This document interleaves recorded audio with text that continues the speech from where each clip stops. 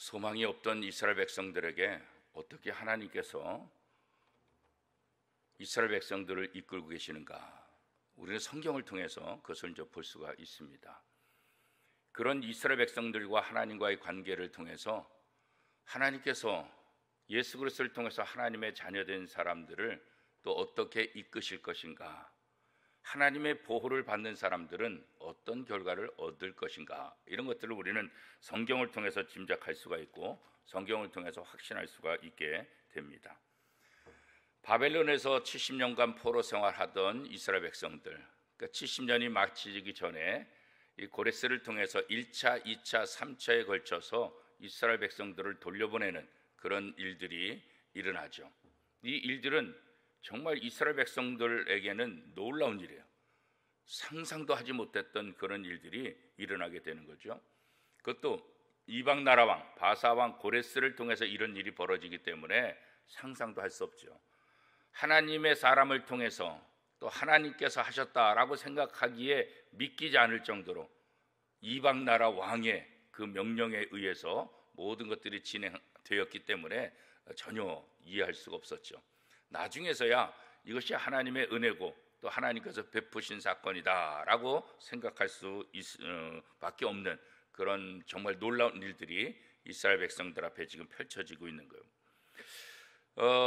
포로 생활이 완전히 끝나지도 않았는데 1차, 2차, 3차 마지막 3차에 걸쳐서 이제 들어오게 되는데 포로 생활이 끝나지도 않았는데 예루살렘에 와서 성전을 지으면서 하나님 앞에 예배를 드리는 일, 이게 도대체 어떻게 가능할 것인가? 결국 이스라엘 백성들이 바벨론 포로 생활을 하게 된 이유가 무엇입니까? 죄악 때문에 그런 거예요. 하나님께서 선자를 통해서 경고해도 하나님의 말씀에 순종하지 않으니까 너희가 결국은 포로로 붙잡혀가게 될 것이고 다 흩음을 받게 될 것이다. 결국 북왕국 이스라엘은 완전히 흩음을 당하게 되고 그 다음에 이 남왕국 유다도 결국 어떻게 돼요? 바벨론 포로로 붙잡혀가서 예루살렘에 남는 사람, 또 바벨론에서 포로 생활한 사람, 여기저기 흩어져 사는 그런 힘든 그런 일들을 다 겪게끔 되는 거죠. 그런데 하나님이 이런 이스라엘을 다시 보신 거예요. 이 이스라엘을 다시 불러 모으시는 거예요. 어디로요? 예루살렘으로.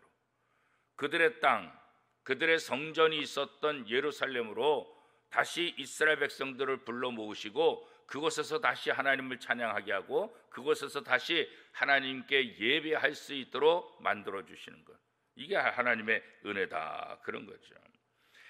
이스라엘 자신들도 포로 생활할 때 이런 은혜가 있을 줄은 전혀 상상할 수 없는 거죠. 예루살렘에 다시 모일 것이다, 그런 상상을 할 수가 없었어요. 오죽했으면 스가랴 선지자 같으면은 만약에 이게 실제로 이런 일이 일어나지는 않지만 만약에 우리가 다시 왕을 세울 수 있는 날이 돌아온다면, 이 말을 보겠어요? 우리가 다시 이스라엘로 회복될 수 있다고 한다면 그때 왕은 겸손한 왕을 뽑았으면 좋겠다. 만약, 그러니까 이건 이루어질 수 없다, 말도 안 된다. 그런데 만약에 우리한테 그런 일이 일어난다고 한다면 이렇게 했으면 좋겠다. 스가랴 선지자를 통해서 그렇게 이제 이야기를 하고 있잖아요. 겸손한 왕이. 근데 그 만약에 있을 수 없지만 만약에 그런 일이 일어나면 그게 지금 눈앞에 일어난 거죠.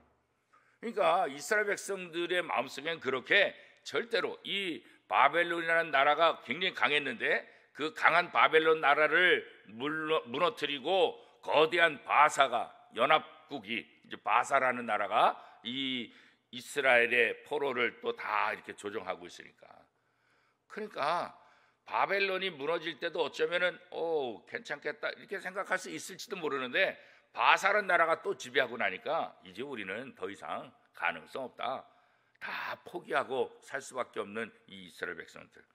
그런데 그렇게 생각하던 그들에게 다시 예루살렘으로 돌아가고 예루살렘 성전을 짓게 되고 그 예루살렘 성전에서 하나님 앞에 예배할 수 있다, 이건 정말 꿈과 같은 거예요. 그런데 꿈과 같은 일이 현실적으로 일어났다고 오늘 성경이 기록하고 있잖아요. 하나님이 제정하신 방법대로 하나님 앞에 제사를 드리는 이스라엘 백성들, 그래서 하나님 앞에 나아가는 그 모습들이, 이 제사를 드린다는 것은 결국 뭐예요? 제사 중에서도 번제 같은 경우는 뭐예요? 완전히 태워서 드리는 거잖아요. 신약에 와서 예수 그리스도의 십자가 사건을 상징적으로 말하는 거죠. 완전히 예수 그리스도가 죽으심을 통해서 이스라엘 모든 백성들의 죄를 대신해 주는 그 모습들, 그죠? 이스라엘 백성들이 담당해야 될 모든 죄악을 예수님이 친히 담당하는 것, 그게 바로 예수 그리스도의 십자가 사건이잖아요. 어떻게 보면 죄로 인해서 포로 생활하면서 끝까지 포로 생활하다가 끝까지 그냥 그 땅에서 죽을 수밖에 없는 존재들, 포로로 살다가 포로로 죽을 수밖에 없는 그것, 그래도 사실 아무 말을 할 수 없는 이스라엘 백성들, 하나님을 원망할 수 없는 이스라엘 백성들. 왜? 자신들의 죄악 때문에. 그런데 그렇게 포로로 붙잡혀가서 죄의 결과로서 죽을 수밖에 없는 그런 존재들에게 왜 하나님이 이런 은혜를 다시 베푸실까, 이거죠. 하나님을 대적하며 하나님의 말씀을 무시하며 자기 욕심대로 살고 죄악 속에 살던 이 이스라엘 백성들을 하나님은 왜 도대체 다시 그들에게 기회를 주시는가? 왜 그들이 죄사함 받고 하나님 앞에 나올 수 있는 그런 길들을 열어주시는가, 그런 거죠. 왜냐하면 이 이스라엘 백성들도 자신들이 생각한 것처럼 이건 불가능하기 때문에, 하나님의 은혜가 아니고서는 이런 일이 일어날 수 없기 때문에, 이스라엘 백성들 스스로에게는 이게 불가능한 일이기 때문에, 그래서 하나님은 그들에게 은혜를 베풀어 줍니다. 이스라엘 백성들 스스로 할 수 없는 일이기 때문에 은혜를 베풀어요. 예수 그리스도의 십자가 사건을 왜 이 땅에 허락하셨을까? 똑같은 거예요. 우리 스스로 우리의 죄를 해결할 수 없기 때문에, 어떤 누구도 이 죄 문제를 해결할 수 없기 때문에, 이것은 하나님의 개입을 통해서 하나님의 은혜로만 이 문제를 풀 수 있기 때문에 하나님께서 예수님을 보내신 것과 똑같은 이치로 하나님은 이스라엘 백성들에게 다시 한번 하나님의 은혜를 베풀어 주시는 거죠. 그러면 하나님이 왜 이런 은혜를 베풀어 주실까? 그냥 바벨론 포로 생활하다가 나와서 그래 뭐 알았다, 그래도 내가 너희가 내 백성이니까 내가 바벨론 포로 생활에서 이렇게 벗어나게 할 테니까 이제는 잘 좀 살아라, 그냥 이 정도 하시기 위해서 은혜를 베푸시고 이들을 포로해서 이렇게 더 놓아줄 수 있었느냐? 그렇지 않죠. 하나님께서 은혜를 베푸신 더 중요한 의미가 있는데, 그건 뭐냐? 그 하나님의 백성들 속에 거하기 위해서. 단순히 은혜를 베풀고 단순히 용서로 끝나는 것이 아니라 그 죄인들, 그들 속에 머물게, 그들 속에 거하기 위해서. 성전은 하나님이 거하시는 곳이다 말하는 것처럼 하나님은 이스라엘 백성들 한 사람 한 사람 그 속에 거하기를 원해요. 그것이 현실로 드러난 것이 무엇입니까? 바로 오순절 성령의 역사죠. 예수님께서 승천하시고 부활하사 성령이 오심을 통해서 이제는 성도들 각자 속에 거하실 수 있도록, 그래서 한 사람 한 사람을 다 지키시고 보호할 수 있도록, 그게 바로 성령의 놀라운 역사 아니겠어요? 하나님은 지금 죄악으로 인해서 벌받고 있는 이 이스라엘 백성들, 포로로 붙잡혀가서 죽을 수밖에 없는 이들에게 은혜를 베풀어 주시는데, 그 가장 중요한 이유가 뭐라고요? 그들 속에 거하기 위해서. 그럼 하나님이 거하시기 위해서 이스라엘 백성들에게 필요한 것이 무엇이겠습니까? 죄 용서예요. 죄 문제를 해결해요. 하나님은 내가 거룩하니 너희도 거룩하라. 하나님은 거룩하신 분이시기 때문에 죄악 속에 거할 수가 없어요. 죄악 속에 물들어 버린 그 백성들과 함께 할 수가 없다고요. 그래서 하나님은 성전을 짓게 하는 거예요. 그 성전을 지음을 통해서 하나님 앞에 제사하는 거예요.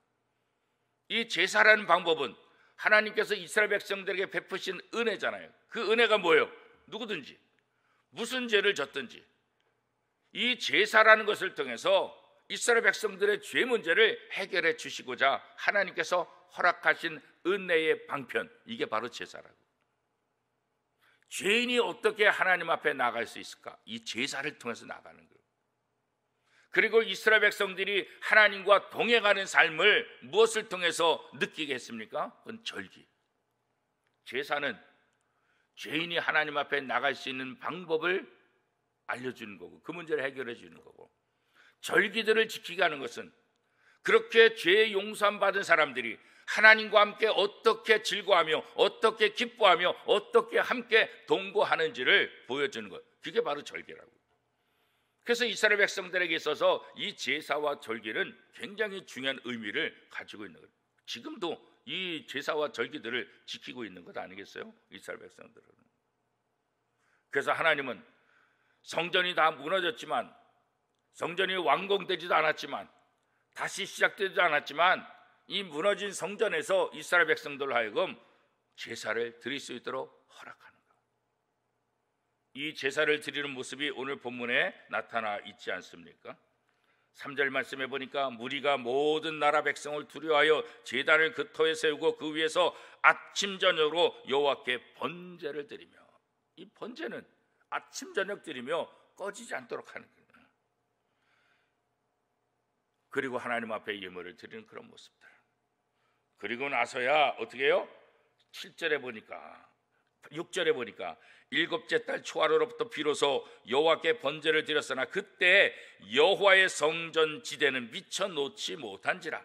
이에 석수와 목수에게 돈을 주고 또 시돈 사람과 두롯 사람에게 먹을 것과 마실 것과 기름을 주고 바사왕 고레스의 명령대로 백향목을 레바논에서 요빠 해변까지 운송하게 하였더라. 성전 건축을 위한 준비를 하나씩 해나가는 모습을 볼 수가 있어요. 그리고 8절부터 보면 성전을 하나씩 지어가는 그런 모습들. 그러면서 그 성전에서 하나님을 찬양하고 하나님을 높이는 이스라엘 백성들의 모습을 볼 수 있죠. 이렇게 하나님 앞에 번제를 들 때 하나님께서 이미 1장에서 약속한 대로 이 이스라엘 백성들이 성전을 재건하기에 필요한 모든 물품들을, 금은 보화들을 주변 사람들이 다 그들에게 주게끔 명령을 내렸던 것을 우리가 기억하고 있지 않습니까? 이스라엘 백성들이 무슨 돈이 있어요? 포로 생활하던 사람들이 무슨 돈이 있어요? 그러니까 하나님께서 성전을 지을 수 있는 재원도 다 만들어 주신 거죠. 주변 사람들을 다 공급할 수 있도록 도와주는, 그리고 그 성전을 지을 수 있는 사람도 세워주시고 불러 모아주시는 모습을 오늘 본문이 이야기하고 있잖아요. 하나님이 거하실 성전, 하나님의 영광이 드러날 성전, 이 성전을 통해서 내가 너희와 함께 거하겠다. 이 성전을 통해서 내가 너희 속에 거하는 것을 보여줄 것이다. 그런 거죠. 포로로 살면서 소망이 없었던 이 이스라엘 백성들, 이제 하나님은 내가 소망이 없던 너희들에게 함께 거함을 통해서 너에게 소망을 주겠다, 너에게 은혜를 베풀어 주겠다, 그런 거죠. 이것이 신약에 와서 바로 예수 그리스도를 통해서 예수 그리스도를 영접한 모든 사람들이 어떻게 해요? 하나님의 성전이 되는 거죠. 성전. 우리와 함께 거하시는 하나님, 거죠. 우리 속에서 성령을 통해서 다스리시는 그 하나님의 모습을 우리가 보게 되는 거죠. 그러니까 구약의 모든 이야기들은 신약과 다 연결이 되는 거예요. 구약에 예언했던 모든 것들은 신약에서 다 이루어지는 것을, 그래서 구약과 신약은 아주 밀접한 관계가 있고, 예언이라고 한다면 성취가, 물론 구약에서도 이 예언의 성취가 다 이루어졌지만 이 마지막 성취는 어디서 이루어지는 거예요? 신약 성경을 통해서 구약의 모든 예언들이 마무리되고 완성되고 성취되는 것을 우리가 볼 수 있습니다. 그런데 이 모든 일을 이루신 분이 누구시냐? 하나님이시다. 그렇죠, 하나님. 그들은 철저히 깨달은 거예요. 왜? 우리가 돈이 있어, 우리가 힘이 있어, 우리가 능력이 있어, 포로로 붙잡혀 있던 우리가 풀려나, 이 모든 것들은 자신들이 한 게 전혀 아니라는 사실을 분명히 깨닫잖아요. 그럼 누가 하셨을까? 하나님이 하셨다. 그래서 하나님의 백성들은 철저히 하나님의 인도함을 받아요. 하나님께서 하나님의 나라를 회복시키기를 원하세요. 그런데 누구를요? 사람을 통해서 회복하기. 하나님의 나라를 회복하고 하나님의 성전을 회복하고 하나님의 사람들을 회복해서 하나님께 영광 돌리는. 하나님의 나라를 회복하기 위해서 우리가 해야 될 일이 뭐냐? 다른 거 없어요. 하나님의 인도함을 받는, 우리에게 은혜를 베푸시고 우리 속에 거하시기를 원하시고 우리를 통해서 영광을 받기를 원하시는 그 하나님의 인도함을 받을 때 우리는 하나님의 영광의 도구가 되고 하나님께 찬양할 수 있게 되고 또 하나님께 영광을 돌릴 수가 있게 되는 거죠. 이스라엘 백성들은 하나님을 대적했지만 하나님께서 그들에게 다시 은혜를 베풀어 주셔서 예루살렘으로 돌아오게 하고 그 예루살렘에서 하나님 앞에 다시 제사 드리게 하고 그들의 죄 문제를 해결하고 하나님의 백성으로 만들어서 회복시켜서 하나님이 그들 중에 거하게 하신다는 사실을 다시 한번 뼈저리게 느끼게 되는 거죠. 그래서 이스라엘 백성들이 하는 게 뭐예요? 하나님을 찬양하는 거예요. 하나님을 높였다 그러잖아요. 11절 말씀에 보니까 찬양으로 화답하며 여호와께 감사히 이르되 주는 지극히 선하심으로 그의 인자하심이 이스라엘에게 영원하시도다 하니 모든 백성이 여호와의 성전 기초가 놓임을 보고 여호와를 찬송하며 큰 소리로 즐거이 부르며 그런 거죠. 그런데 이 찬송을 부르고 할 때 더 놀랍게 이것을 경험하는 사람이 있죠. 누굽니까? 12절에 제사장들과 레위 사람들과 나이 많은 족장들은 첫 성전을 보았으므로 이제 이 성전의 기초가 놓임을 보고 대성통곡하였으나 여러 사람은 기쁨으로 크게 함성을 지르니. 무너지기 전에, 폐허가 되기 전에 그 성전을 보았던 사람들은 이제 성전을 다시 짓는 이 모습을 통해서 너무 감격스러운 거예요. 원미동교도 마찬가지잖아요. 원미동교의 처음 교회 10여 명 들어가 있어요. 이밖에 없는 조그만 교회, 그 모습을 기억했던 하는 분들은 오늘 이렇게 원미동교의 큰 성전을 바라보면서 와, 놀라운 거죠. 두 번째 성전을 지으면서 비가 와서 무너져서 벽돌이 무너져서 김우경 장로님이나 김동만 장로님이나 김경로 장로님이나 고등학교 다닐 때도 갔다 와서 그 무너진 벽돌을 다시 세워나가는 그런 모습들, 그런 경험이 있던 분들에게 이 성전을 바라보면 정말 놀라운 거지. 그 스라브 단층 조그만 예배당인데 이렇게 거대한 예배당이 됐다는 것. 과거 우리 교회의 첫 번째, 두 번째 교회들의 모습을 본 사람들에게는 이 교회가 대단한 거예요. 그리고 이 교회를 지으면서 헌신하고 함께 이 성전에 참여했던 사람은 너무 행복하죠. 너무 기쁜 거죠. 완공될 때 그 기쁨은 거죠. 예전에 어떤 새가족이 오셔서 새가족 환영회 때 한 말을 제가 잊을 수가 없어요. 이렇게 좋은 교회, 이렇게 멋진 교회, 내가 아무런 헌신도 기여도 하지 않았는데 내가 단순히 새가족으로 이 교회에 와서 이 모든 것들을 누릴 수 있다는 게 너무 미안하다고. 이 교회가 있기까지 얼마나 많은 사람들이 수고하고 헌신했는데 자기는 그저 와서 그냥 완성된 다 된 곳에 그냥 쑥 들어와서 그냥 여기 교인으로서 이렇게 생활을 한다는 것 자체가 자기는 너무나 미안하기도 하고 너무나 좋다고. 이 성전이 회복되는 그 과정을 통해서 첫 번째 성전을 기억하던 사람들에게 더 놀라운 그 기쁨이 뭐로 나오는 거예요? 대성통곡하였다. 대성통곡. 우리가 슬플 때만 우는 것이 아니라 너무나 좋을 때도 눈물이 나오더래요. 대성통곡하였더라. 여기에는 기쁨도 있고 여기에는 어떻게 해서요? 자신들의 죄에 대한 회개도 있을 것이고, 그리고 다시 이 성전을 지을 수 있도록 허락하신 하나님의 놀라운 은혜를 생각하니까 눈물이 날 수밖에 없죠. 이거 보지 못할 줄 알았는데, 이거 다시는 우리가 이런 기회를 있을 것이라고 상상도 못했는데, 상상하지 못하는 일이 지금 눈앞에 이루어지니까 대성통곡을 할 수밖에 없죠. 이들이 기뻐하고 이들이 찬양하며 이들이 큰 소리로 외치는 것들이 13절에 보니까 어떻게 해요? 백성이 크게 외치는 소리가 멀리 들리므로 즐거이 부르는 소리와 통곡하는 소리를 백성들이 분간하지 못하였더라. 오늘 우리가 이 땅에 사는 동안 하나님의 백성으로 사는 것, 하나님의 나라를 회복시키는 것은 다른 거 없어요. 하나님의 인도하심을 받아야 가능한 거예요.